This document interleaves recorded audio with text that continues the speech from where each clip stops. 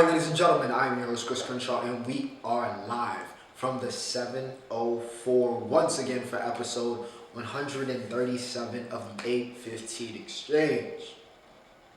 Now, we have a lot to talk about. We got the Wrestling National Championships. We got UFC 286. We got March Madness. Alright, we have a full plate on schedule for you, so there's plenty to eat in today's episode.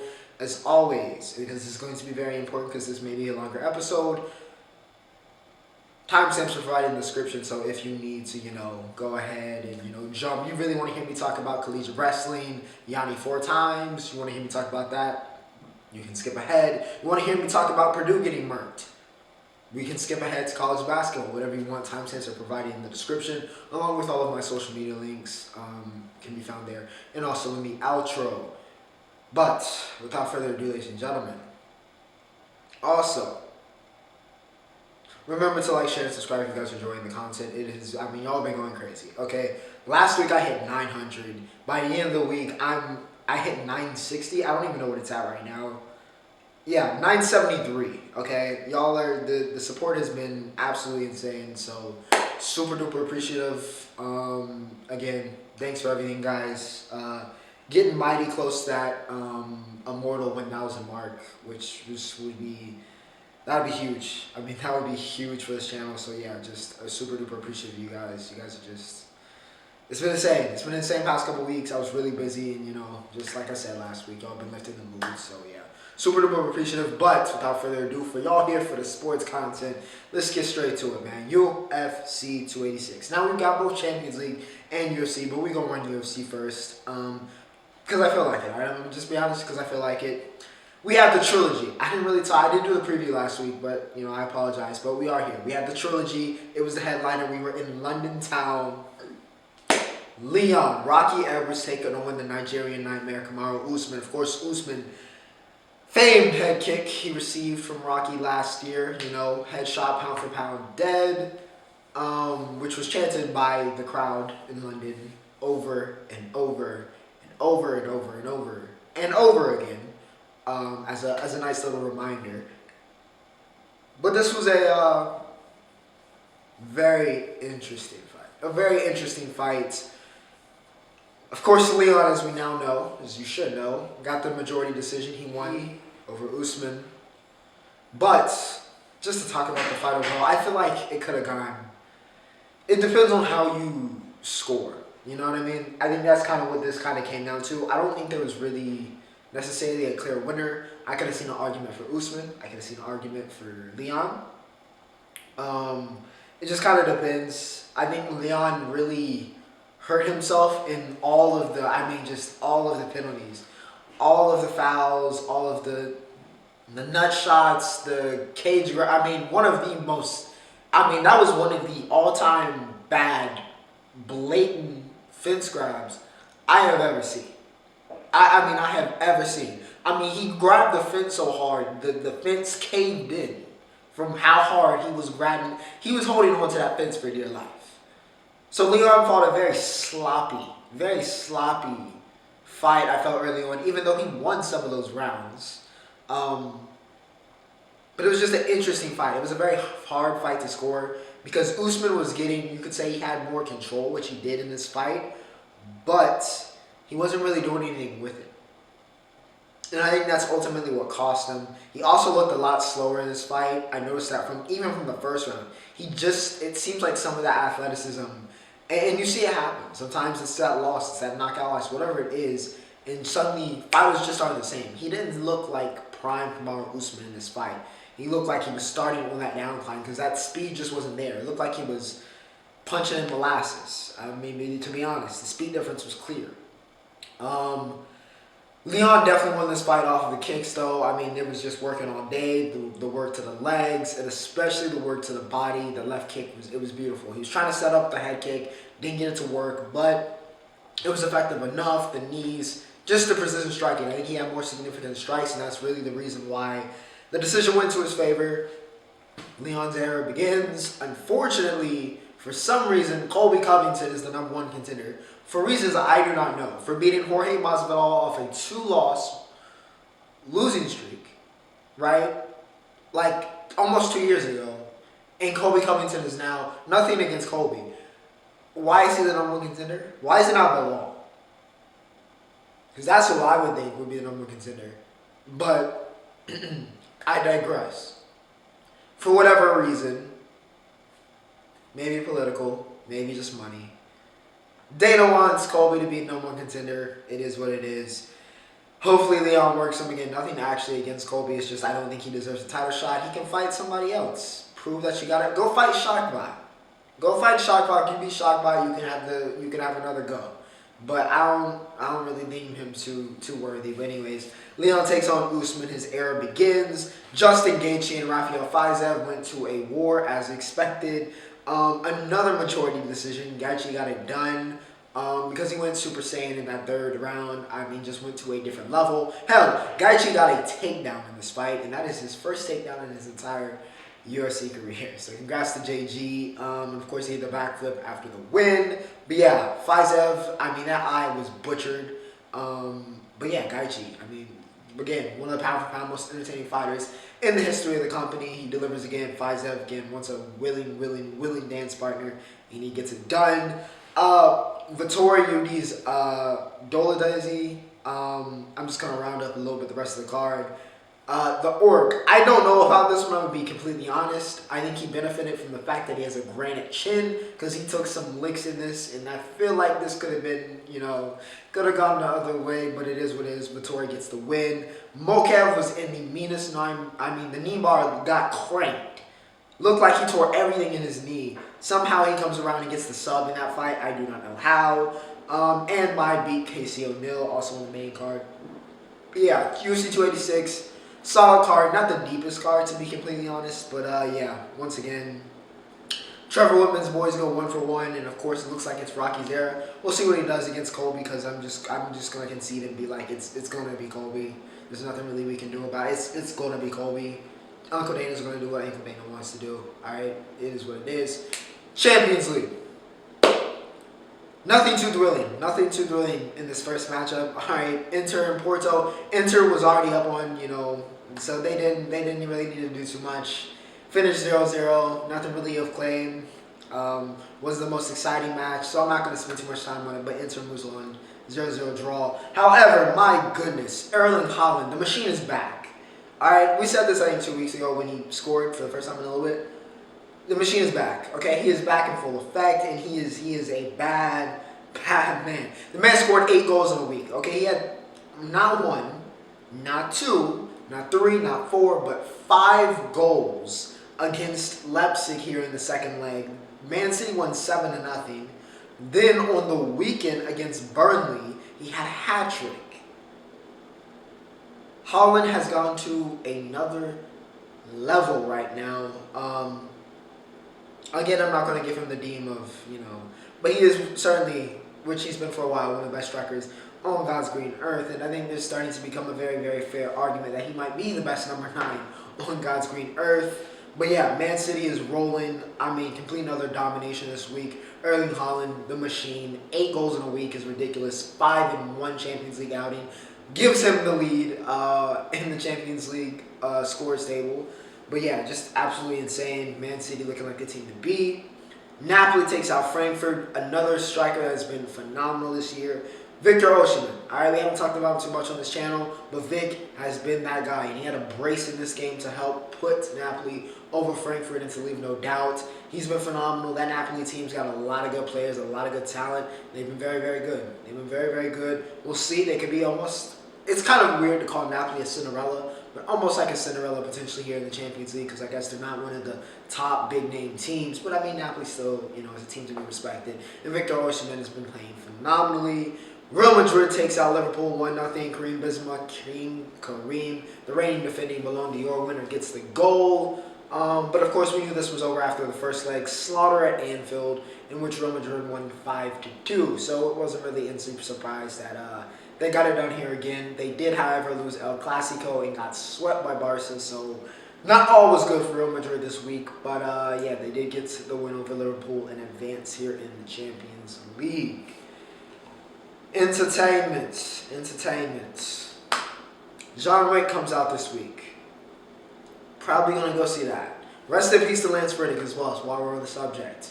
Stunned to hear that. Only 60 years old. Far too young. Far too young. Phenomenal actor, The Wire, John Wick, plenty of other stuff. Lance Riddick, shout out to him. OBX, finally finished it. I know it took forever. But listen, if you saw my schedule the first 2 weeks, you would have thought I was a lunatic. Because I literally, without exaggeration, for the past 14 days, really since I got back from spring break, spent the next 14 days either writing a paper or doing a project. It was ridiculous. And some of them, it was both at the same time. Like, it was ridiculous. But anyways, I finally got around to finishing OBX Season 3. It was alright. It was alright. Interesting ending. Of course, I kind of figured. I was trying to figure out where we were going to go. Was someone going to steal the gold again? I'm glad they didn't go that way in terms of somebody stealing the gold. And they just were like, alright, here's the next thing for them to do. They're basically like a modern Scooby-Doo on the, the Outer Banks. So, you know what? I'm here for it. We got Edward Thatch, Blackbeard's Treasures up next. So we'll see what happens with that, what kind of trouble they can get into. But it was nice to see them kind of all come together. It was a really good finale, I felt. So, yeah, OBX Season 3, it was solid. Of course, it already got renewed for Season 4 because it is the flagship, really one of the flagship shows at this point for Netflix and one of the biggest money makers. Nothing really happened in music, so we're going to talk about Kai, because Kai dropped Rover this time last week. That album was straight heat. Now, I'm not going to straight up give it a 10 because I haven't gotten around to second listen, but boy, oh boy, it is in the 9s. I'm going to tell you that right now. That album is in the 9s. I liked it much better than Peaches, and I think it's on the same kind of level as his self-titled first ever mini album. Mini albums always tend to, they're harder to rate because you have a less quantity, which means you can stack a lot of quality in that less quantity. That's a lot of cues, which can obviously make for, an easy digestible album that's very, very memorable and very easy to listen to, and that can make a very, very high score, and that could be influencing, my decision to give this a very, very high score. So I try to temper this, but I'm not going to give it a score at least this week. But it would be very, very high. Kai, again, Rover, the title track, Heat, we also reacted to that. And Say You Love Me, I think were my two favorites. And the other, 3 or 4 songs that were on the mini album were also my favorites. But those two were, I think, sticking off of that first listen. But nonetheless, Kai killed it. If you haven't listened to it, go check it out. One of my favorite artists, I can pretty much say at this point. And yeah, that was entertainment. Nothing too crazy this week, like I said. Now, before we get to the main event, which has to be March Madness, let's be honest, let's talk about some wrestling, alright? Let's talk about some NCAA wrestling, shall we? Before we talk about Yianni 4 times, let's go chronologically. Let's go through the actual wrestling order, alright? 157, Austin O'Connor, who did not make it for the photo, by the way, becomes a 2-time champion, and what should be his last year of eligibility, because he fought the 2014 champion in this division somehow in his college career, which is absolutely insane. But anyways, O'Connor was facing off against the freshman phenom from Penn State, Levi Haynes. O'Connor, he was just a little bit better. He was just in control. Levi, again, very bright future. Would not be surprised to see him a national champion one day. Because he was just, that pin versus Bryce Alderman to come back was insane. And he's just been so consistent all year. True freshman, very bright future. But it was O'Connor's time. He gets one for UNC. He goes back-to-back. Keegan O'Toole wins at 165, taking out David Carr. David Carr had beaten him 2 straight times, but the Mizzou sophomore goes back-to-back, looking like he might join the 3-timers club potentially next year. But he beats Carr. Dave didn't look as sharp as usual, but I think a lot of that can be credited to Keegan. He was just, it was his day. It was his day. And that's what David said. He was very respectful in defeat. He said it was Keegan's day. Keegan O'Toole kind of going under the radars, one of the best wrestlers, I think, in the NCAA, which is crazy to say about a 2-time back-to-back national champion in only his 2nd year. So, yeah, insane. But shout out to Keegan. 174, 185, of course, went to the Penn State boys. And, of course, I'm talking to Carter Starachi and Aaron Brooks. Business as usual for Starachi and Brooks. They are now both 3-time national champions. Again, no surprise. Penn State also won the team national championship. I think it's Kale's 10th title. He's the GOAT. He's the GOAT in terms of coaching. He's the GOAT wrestler. He's the GOAT. All right, Kale Sanderson is the GOAT. And, yeah, Starachi and Brooks are going to have a very, Very interesting near exteriors. They're going to be able to chase that four-timers club, and they've just kind of, since arrival, ran the show at 174 and 185. But yeah, they get it done again. 197. AJ Ferrari, who will probably be a heavyweight now, of course. He's been dishonored, and he is no longer wrestling in the NCAA. Left the door open for one Nino from Pittsburgh, and finally got it done. It was very good to see. Great guy. He got the win at 197. Proud of him. Cool to see that. Mason Paris. All right, Gable Stevenson has been the bane of his existence, and really the bane of everybody in this incredible heavyweight kind of generation. We had Tony Cassiope. We got Y. Hendrickson, who got third by pinning Cassiope in this. We got Greg Kirkland, who was in the final here. And of course, we had Mason Paris, but then we had Gable, and Gable was just kind of running the show as arguably the best wrestler on the planet, as he won the Olympic gold last year before going strictly to WWE for now. Probably ends up doing some MMA too as well.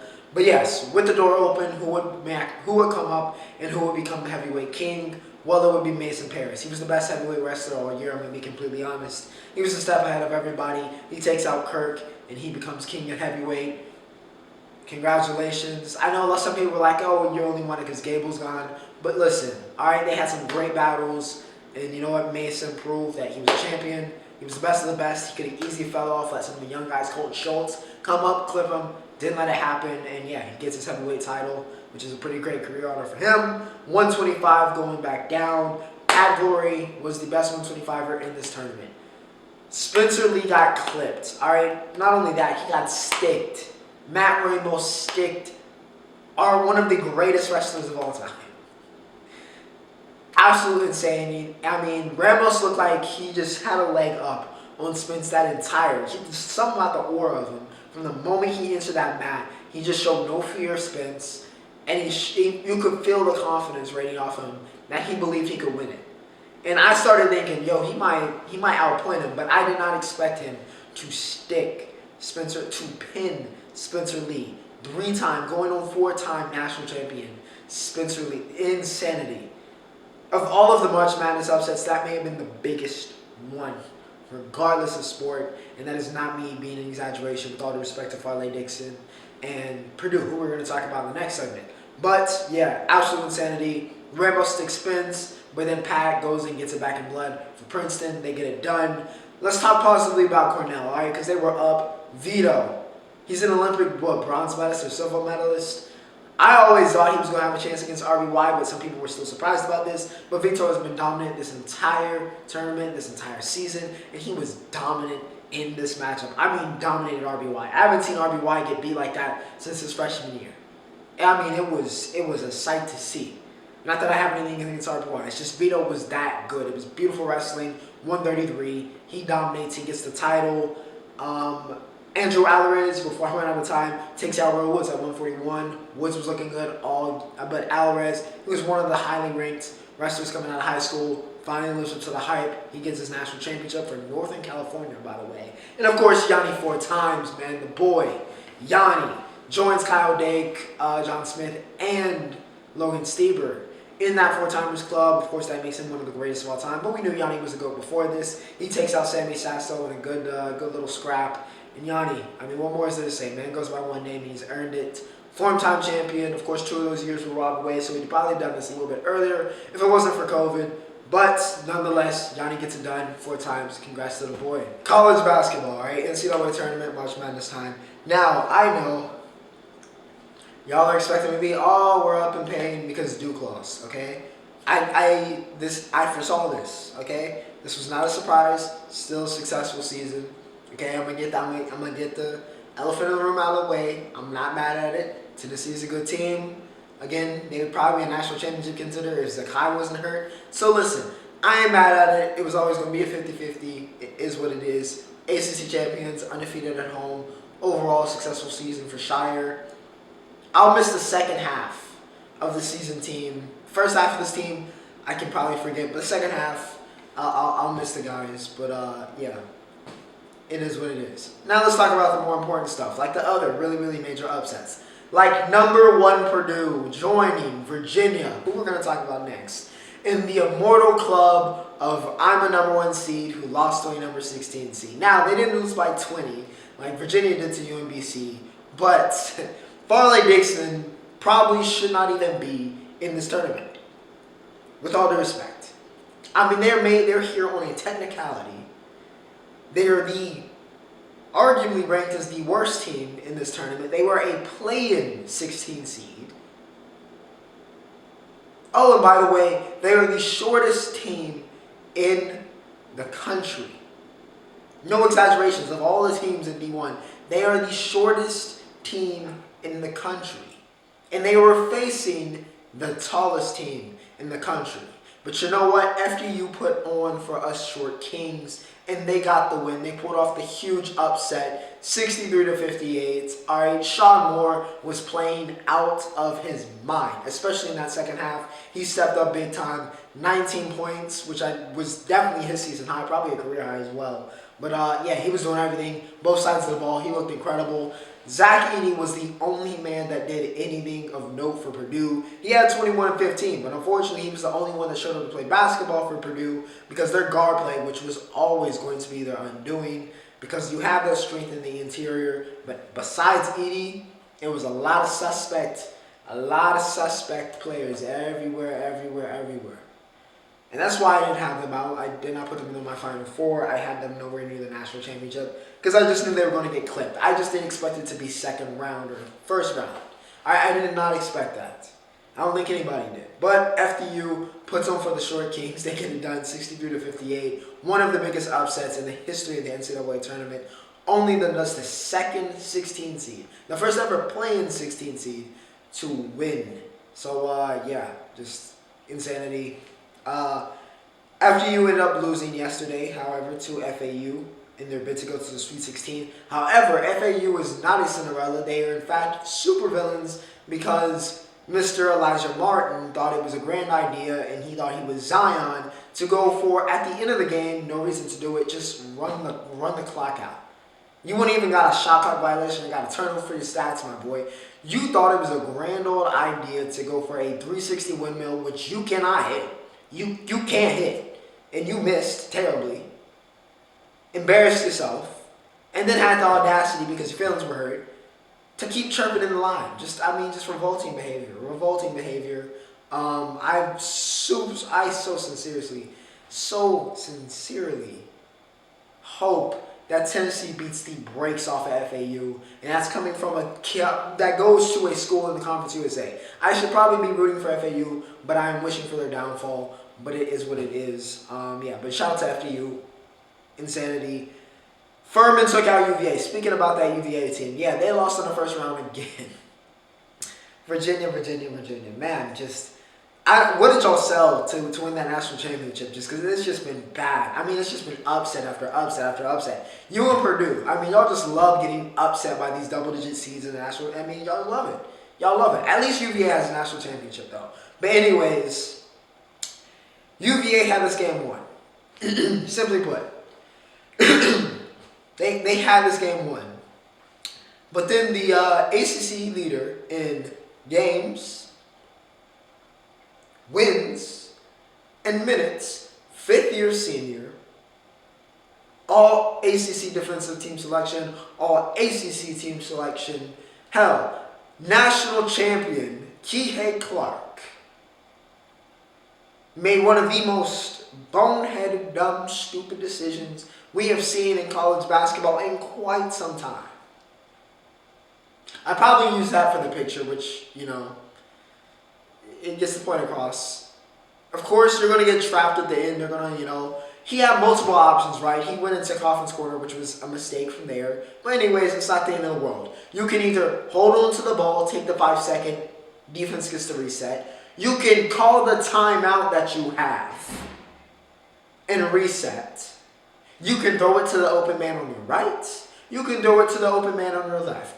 But Kihei Clark decided not to call the timeout, not to take the foul, not to take the ref call in the 5-second. Did not choose to pass to the right, did not choose to pass to the left to Reese. Instead, in one of the most bonehead decisions, I was just incredulous. I couldn't believe it. Threw the ball up like he was Rex Grossman back in 2005. Just launched it Just vibes. No accuracy. No power. Launched it, barely made it past half court, right into the arms of a Furman defender. He sends it over. Furman's got a shooter right here on the wing. He lets it fly. I mean, there was no doubt that was going in. 68-67. Game winner for Furman. And UVA gets upset again. Again. Just embarrassing, bro. I don't know what can. I mean, it was one of the dumbest decisions we have seen. For a guy who's lauded for his basketball IQ, it was one of the lowest IQ plays I have ever seen on a basketball court. There were so many other choices he could have made. And if you're going to just throw it up in the air, put it out of bounds. So at least, once again, you can take some time off the clock and you can reset your defense. Do not just throw it in the middle of the court so it can get picked off and it can hit a game winner. I did not understand that. But yeah, pain for UVA. That was literally the second game of the NCAA Tournament and really set the tone, if I say so myself. Princeton took out Arizona. Yeah, of course, Arizona had to lose to a 15 seed. You know, it's their crippling addiction. And, of course, I had them in almost the Final Four. But, yeah, that took a nice little chunk out of my Elite Eight. But, yeah, Princeton gets the win 59-55. Very, very similar to the Purdue game. The star big man for the, big name team, he showed up. Tubelis had 22. Unfortunately, he went 9 for 20. But, again, he was the only person that really did anything for Arizona. And once again, it was the guard play that was their undoing. Now, I noticed this when I was doing my picks. But, my goodness, Arizona cannot shoot to save their life. And their guard play is a rag. And what we have learned through this first week in the NCAA Tournament this year is that if you have a erratic guard play, you are not going anywhere. You are upset bait. And boy, was Arizona upset bait. They lose to Princeton. And then Princeton went and beat Mizzou. So Princeton is headed to the Sweet 16. So it's been a very good week for the Ivy League. Very, very good week. Kansas. Oh boy, this is going to hurt a lot of people, but Arkansas was always going to be a dangerous team with all of that talent. They take out Kansas 72-71. Devontae Davis had 25 and 8. Ricky Council had 21. Jalen Wilson had 20. Now, he wasn't the only man to do anything for Kansas in this game, but it wasn't enough. It wasn't enough. Muss went crazy after winning this, took his shirt off. Arkansas was going nuts. Well-deserved. Kansas was probably some people's national championship pick. Hell, they're the defending national champions. They were a number 1 seed, and they were out in the first weekend. So, yeah, I knew Kansas was going to get clipped. I didn't know when. That seemed to be the thing, because it was a very, very hard bracket to choose from, because I was just like, there is no team that I really think can win the national championship. I feel like all y'all can be clipped, and it's just a matter of when you get clipped, or who you match up against, and, yeah. You're seeing the effects here. Arkansas gets the win there. Michigan State takes out Marquette, a Marquette team that I got lost in the sauce. I'm not going to lie. I definitely got lost in the sauce and the hype with the seeding. But I forgot this is Shaka Smart, who has lost now 8 of his last 9 NCAA tournament games. And, of course, Marquette just, I got lost in the sauce, man. Michigan State, though. Joey Hauser and Tyson Walker have been stars in these last 2 games, and they were stars in this game. Tyson had 23, Hauser had 14 and 10. They've led the way so far for Michigan State and for Sparty. They get the upset win over Marquette. They're going to the Sweet 16. Tom Izzo got the boys going. And with that said, ladies and gentlemen, we have reached the Roundup. Let's go talk motorsports, yeah? Joey Logano wins Atlanta, the defending champion of the world. Gets it done. Pretty dominant fashion. Yeah, I mean, he was pretty dominant win, to be completely honest. Yeah, Logano gets it done at ATL. Checo. Listen, looks like Max will, in fact, lose. All right, so what? He went from 15th to 2nd in this race. And, was going back and forth on best laps and ended up getting best laps. So what? All right, so what? He did win every race this year. Now, Red Bull will probably win every race this year, but Max will win every race this year. Checo was able to get the win at Jeddah. Max, of course, like I said, got 2nd after starting in the back of the pack. George Russell got 3rd after Fernando Alonso got a 10-second penalty, which sucked because he already went through all the celebrations. And we're like, oh, yes, Nando, he got back-to-back podiums. Aston Martin, by the way, looks for real Ferrari might be in trouble because they're going to be competing with Merck and Aston Martin for that second place, and they are currently in third place in that race. McLaren, oh dear God, what is going on with McLaren? Well, I mean, on one hand, Red Bull has built a literal rocket ship for Checo and Max that cannot be stopped. I mean, they just blow by people. McLaren has, it's like a 1970 like truck that's got like 200,000 miles on it. That's the equivalent of the McLaren car. Okay, it is just a terrible, terrible piece of car. It's undrivable. It's undrivable. You got Lando Norris and Oscar Piastri, and they're fighting for their lives in that car because you can't. It's terrible. All right, McLaren, get it together. Just get it together. NBA. Austin Reeves dropped 34, so I'm going to give a shout out to Austin Reeves. I wasn't going to talk about him, but he dropped that last night against the Magic. So, yeah, shout out to Reeves 35, especially with 80 in that slump. But really, I want to talk about the MVP race, which is as hot as ever, as it is a constant source of talking notes. It's really a three-man race at this point, and it's all big men. All big men. So the big man revolution in full effect. Of course, we got the reigning, defending MVP Nikola Jokic. We got Giannis Antetokounmpo. And, of course, we have Joel Embiid. All very worthy. You could say the Greek Freak has been playing the best lately, which is pretty insane to say, while also being the best player on the best team. You've got Embiid, who you could also claim has been playing the best lately, and really, is he due? And then you've got Jokic, who is averaging a triple-double as a center, which makes absolutely no sense. However, he is having to try to beat voter fatigue on not giving him the MVP. But nonetheless, a very, very interesting MVP race. Three very, very deserving candidates, and three of the best players on God's green earth. We will see what happens there. And of course, World Baseball Classic before I end off here. USA takes out Cuba 14-2. Trey Turner, first off, saved us in the quarterfinals with a grand slam to take the lead against Venezuela. Then here against Cuba in our absolute destruction of Cuba, 14-3. 14-2. He had 2 home runs. The man has 3 home runs in 2 games. Trey Turner has looked absolutely like one of the best players on the planet as of late. And, you'd love to see it. You'd love to see it. We're going to the final.